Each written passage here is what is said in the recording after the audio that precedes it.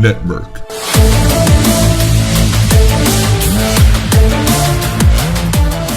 What's up? I'm Captain Space Monkey. Welcome to the feed. This will be my Deep Cool Genome PC case review. I want to cover a couple things first. One, I will be doing a lot of different reviews as far as like games, hardware, so on and so forth. Maybe do some drum videos, whatever people think's cool, whatever I think's cool. I'll just, put up there if people want my opinion on it, whatever. Second thing is I've recently partnered with Network, so there's a lot of good things ahead there. You can keep up with that through my Twitch, which is twitch.tv/spacemonkfeed with a PH, because everything's better with a PH. Now, another thing going on with the Twitch is we are doing a community PC build. I'll have a YouTube video outlining all that here soon. You have to follow and participate in order to qualify for the giveaway. So, one thing before I get to this review is I wanted to cover things with this case that I couldn't find myself. So, it's not really a strong in-depth review or an unboxing. It's just like quick mentions and showing the case, basically. So, with that being said, the fact that I couldn't find anything that I was looking for smaller details made me super angry. Super angry. So that's why I'm doing this. So, here we go. Let's do it. Okay, so this is the Captain Space Monkey Deep Cool Genome case review. This is the Deep Cool Genome. It's an awesome mid-size case. I'm pretty sure that's what it's classified as. I thought it was going to be bigger. It's not quite as big as my old Cooler Master Sniper case, which is really weird because this seems to fit everything a little bit better. I do like the fact that there was the two HHD drive bays in the basement with the power supply, and there's a lot of room in there for the power supply. I can go with a big ass power supply if I really wanted to.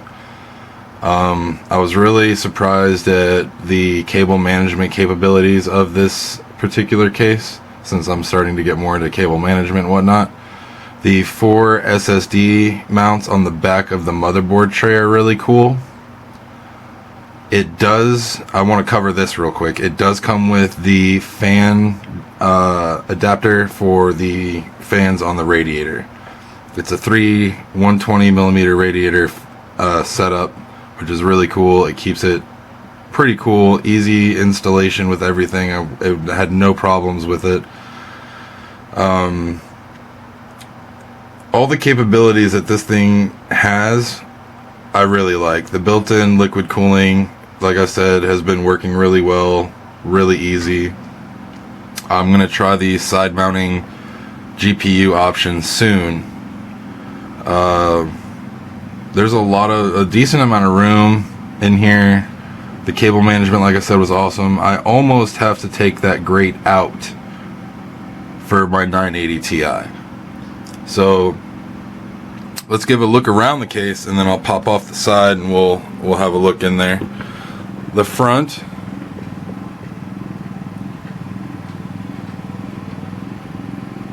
it's really neat. You have the top area, and then you have your USBs over there. Then you have Rocket guarding it. Always got to have a guardian. Alright. So, there's the back area. The top. It's a decent width. Alright, so let's go ahead and set you down right, y'all. Hello. Alright. Stand up, y'all. Lean over the camera. I should have already had these bolts out, but you know what? I really don't care, because I'm going to cover something real quick, and it's cool that I can do this now instead of having to remember later. On a lot of cases I see, there's an indentation, if you will, on the back to slide off the side. This one, not so much. So you got to basically find your own way of kind of popping this side panel off. Which, if you look, it's surprisingly small. Ooh. Alright, let's put that down there. Okay, so in here when you get it and unbox it, there's going to be a little box that has all of your fan stuff in it. Remember that. It comes with it, so you don't need to purchase an extra one. It does hold, and it doesn't say online, a 200mm fan up front, which that's what I have. Now in the front you have the LED with the helix.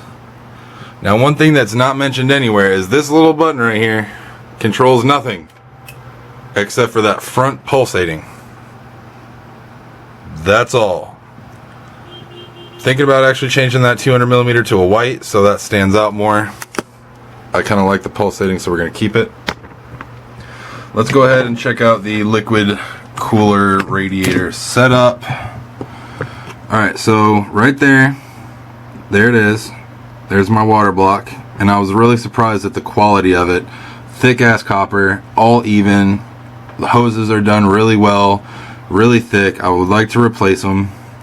I would like them to do some sort of maybe white LED fan in the back, considering those bad boys up there. That's the radiator setup. It's really nice. I have this on the Z97 Gaming 7 MSI motherboard. I love MSI, big fan. 32 gigs of RAM. I have a i7 4770K overclocked to 4.3 usually. I usually just run it at 4.2 to make sure nothing is going to go wrong while I'm gaming, because competitively that's the last thing you want. There is my 980 Ti. Even though I'm waiting on them to release their 1080, which will be awesome. I cannot wait, because this 980 is just amazing. I really like it. Wish I would have gotten it a lot sooner, but I've rocked their 760 for a very long time, and I'm still happy with it. I actually have it on my girlfriend's computer, so I still have it. Down in there you can kind of see that white label is where the HHDs go, and it stops probably about here. So you have this for basically your drives, and it'll hold, I think, 2 cage configurations, and then you have up to here for your power supplies. I have an 850 in there now, but I've seen a couple different builds online that have just gargantuan ones in there. So it's not, like I said, it's not a huge review, but a couple things I wanted to touch on is what came in the boxes. Everything you need comes in the boxes. Thermal paste comes in the box. All the brackets you need for both AMD and Intel come in the box.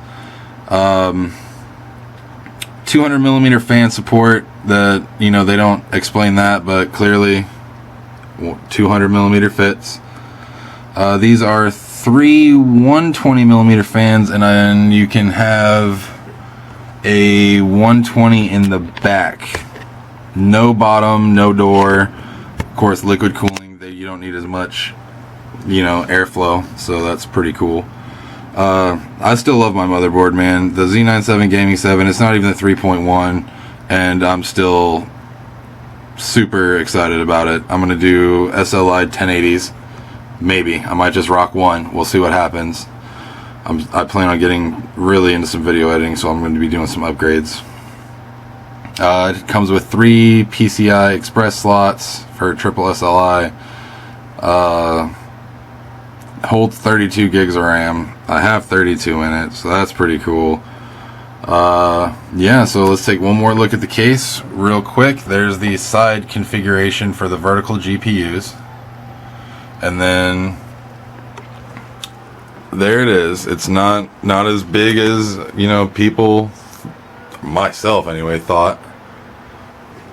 Snazzy looking case. All in all, like, I really like it, man. I think they did an awesome job. Improvements, in my opinion, would be add that to the back. Just a little lip to pull that door off, and that's pretty much it. Other than that, I have really no complaints. You can see how close I had to get to that cage, but you can tear out this part of the cage in particular. Like, see, that's how far my hand will go into it, so it's a decent amount. My hands aren't that small.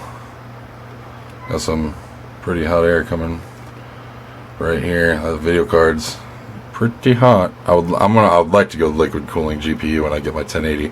Anyway, this cage, I think it's pretty cool. I'm not quite sure exactly what you can do with it, but there's a lot of different things you can do. The plastic on the doors feels semi. I don't want to say cheap, but for lack of a better term, they do feel kind of cheap. But for $250, man, like this case, it's awesome. I wanted to start getting into liquid cooling builds and super tight, neat stuff. I don't have any cable wraps or anything, like nothing major like that. But I will get there. There will be upgrades soon, of course, but this will be the case I rock for sure. I really like it. It has my approval. So if you're looking for one, I hope this helps. Yeah, the Deep Cool Genome, and I will show you what I'm talking about when I say kind of cheap, for lack of a better term. You hear the rattle? Like you can hear the, you know, it sways a bit. It reminds me a lot of Thermaltake back in the day. I don't know if they're still like that, but it was pretty cheap. But I don't care, because when it really comes down to it, I would much rather them take a little bit of money from being able to do something small like this, like put a little bit more construction into the actual panels. I would much rather have, you know, some innovative type stuff. And doing this while I'm sitting down was a terrible idea, because it's not working, because I can't see to line anything up. So I'm just gonna go ahead and set it right there. Hopefully that works for you guys. Hello, there I am again. Yeah, it's the glass stays clear. It's a nice, the plastic is pretty decent. It's not really on there too well, but it's on there. And don't get me wrong, it is on there. And in the vertical setup for the GPUs, it gets really close to the glass. Some people have actually taken it out and just left it open. So there are different configurations. I haven't done it yet, so I don't know if I would necessarily need to. So on that note, I hope it helped. Hope I touched on some stuff maybe other people didn't. And I will see you guys around.